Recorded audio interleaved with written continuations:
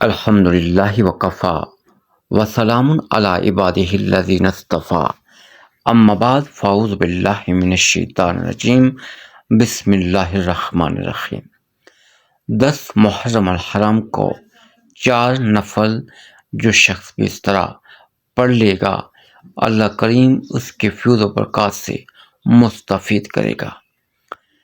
برادران اسلام، اسلامی سال ماہ محرم سے شروع ہوتا ہے۔ دیگر مذاہب کے لوگ اپنے نئے سال کو لہو و لعب میں گزارتے ہیں، مگر اسلام عبرت، نصیحت، معرفت، قربانی، ایثار، صبر و رضا کا درس دیتا ہے۔ یوم عاشور اپنی خصوصیت میں بے حد ممتاز ہے۔ یوم عاشور کی اسلامی تاریخ میں اہمیت اور یوم عاشور کے نفل عمل اور عبادات کے متعلق ہم آگے بیان کریں گے۔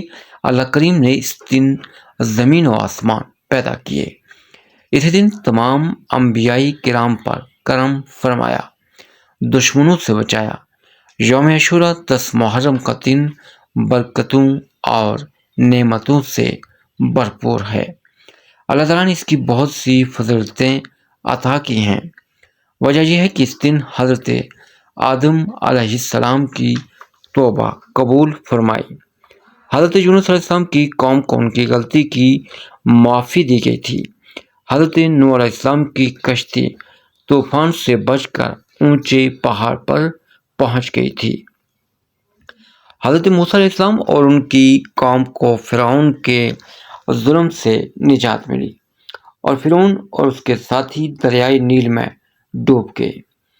اسی طرح سید الشہداء حضرت امام حسین ابن علی اور ان کے جانسار ساتھیوں نے اسلام کی عزت و آبرو کی خاطر جام شہادت نوش کیا۔ اسی وجہ سے یہ دن برکت والا ہے۔ شب عاشور 9 تاریخ کی رات کو نفل نماز پڑھنا، 9-10 تاریخ کو روزہ رکھنا بہت ہی افضل ہے۔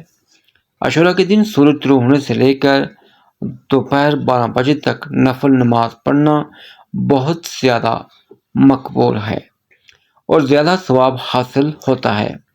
عاشورہ کے دن غسل کرنا، آنکھوں میں سرما لگانا، یتیم مسکین کو کھانا کھلانا، غریبوں میں کپڑے تقسیم کرنا، بیمار کی تیمارداری کرنا، مسلمانوں میں صلح کروانا، قبرستان میں فاتحہ پڑھنا، قرآن شریف کی تلاوت کرنا بہت افضل اور قابل ثواب ہے۔ 10 محرم الحرام یوم عاشور کو بعد نماز عشاء 4 رکعت نماز 2 رکعت کر کے ادا کریں کہ ہر رکعت میں سورہ فاتحہ کے بعد 5 مرتبہ سورہ اخلاص پڑھیں۔